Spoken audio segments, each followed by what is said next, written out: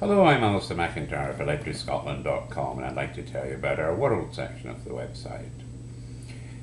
You know, when I first started to put together the history of Scotland and the Scots on the site, it was really because I always enjoyed history. But at school in Scotland, frankly, we got very little Scottish history. We knew a couple of highlights, we knew a bit about the Highland clearances, but really not much at all. In fact, I've discovered as I've travelled around the world that most countries don't seem to do a very good job of telling the history of their own country and what they've done in the world. And I think that really needs to be rectified and sorted out. We need a much better history. I can certainly tell you, as I built up a big knowledge of Scotland and the Scots and our Scots descendants, I'm mighty proud of being Scottish for sure. And if I'd known more about that when I was younger, I think I might have had more of a passion to try and emulate our ancestors. Anyway, to cut a long story short, I decided it was time to explore what happened to the Scots that emigrated from Scotland. And so I created the World section, and I sought out antiquarian books on the topic. So we have, for example, we've got a lot of books about the Scots in the USA. We've got like a 4-volume set of books about the Scot in North British America, Canada. We've got a further 2-volume book about the Scotsmen in Canada, organised by province.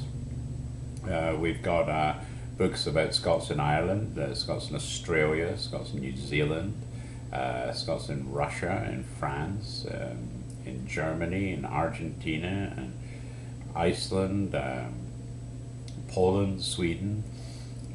You know, basically, as we've discovered information, we've added it to the site. Where we've got a decent amount of information, we've created a country section. So if you were to go to the USA section, you'll find that we've done some focuses on certain areas. For example, referring to the site, I've got a focus on Moultrie in Georgia. And remember, that's where the Ellen Payne Odom Library is, that holds the depository of some 135 Scottish clan societies in America. Huge resource, that. We've also got an article about Alexandria in Virginia, because that was founded by Scots, the land was bought by Scots and laid out by Scots. And the historian in that city was very kind in providing us with a lot of information about that Scottish background. In Canada, we've got focuses on Guelph, which was settled by a Scot and laid out by Scots for that matter. We've got articles on Caledonia, Prince Edward Island, Cape Breton, and so forth. When it comes to Australia, we've got parts of books that tell us about the emigrations that went on to Australia, and equally it's same for New Zealand. We've got a whole book up about the Scots in France. For example, way back in the old days in France, the kings had a Scots guard. So you're going back into the 16th, even 15th century there. Scots in Germany, and there was a time when something like 30,000 Scots went to fight for Germany. 30 Years' War. We've got Scots in Argentina. We've got a couple of big books on Scots in Argentina, Scots in Russia, and so forth. We've also got like sections within there that are like Scots and the American Indians, because there was a lot of marriage from the Scots into the American Indian tribes, and so we've tried to document some of that.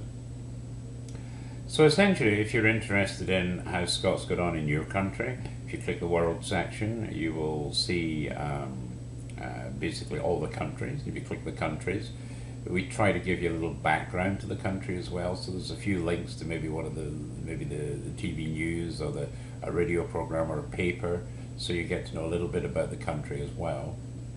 Because I believe it's not just the fact that Scots emigrated to a country, but it's good to know what that country was like maybe at that time in history as they emigrated in.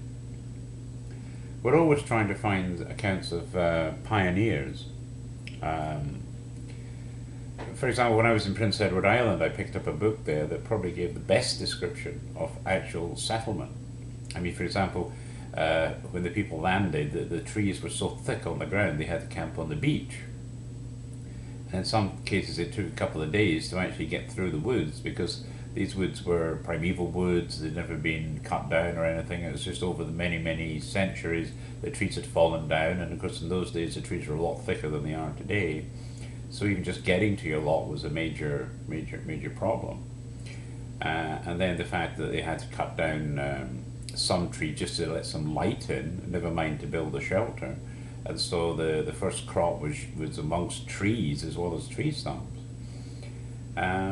So, you know, just fascinating what our pioneers went do. In fact, I say that if we try to settle the land today as they did in their day, none of us would survive. We're too soft, basically. But the guts that they put into it. I mean, I did a little bit of history on the Chatham-Kent area where I am at the moment. There was the Baldoon settlement there, which was settled by Lord Selkirk. And they comment on the fact that there was mosquitoes, black flies, swamp and everything. And these early pioneers were having to cope with all that while they were clearing the land and draining it so it could become farmland. And in fact, this ended up to be some of the richest farmland anywhere. But what they went through to actually achieve that was just absolutely amazing. So there you basically have it. In the world section will introduce you to the Scots that left Scotland, and will tell you stories of their descendants. And like everything else we do on the site, if you have stories in your family about emigration and settlement and all of that, I mean, please, you know, either photocopy some of the papers, send them in to us, or write up an article. And we can take big articles as well as small articles, and we'll add them to the site, and it will become part of our history collection. So I personally think the world section just opens up the world to what the Scots did, and I think it's just well worth exploring. So please do so. Please have a look around and see what we've got in there, and I hope you'll really enjoy it. Thank you.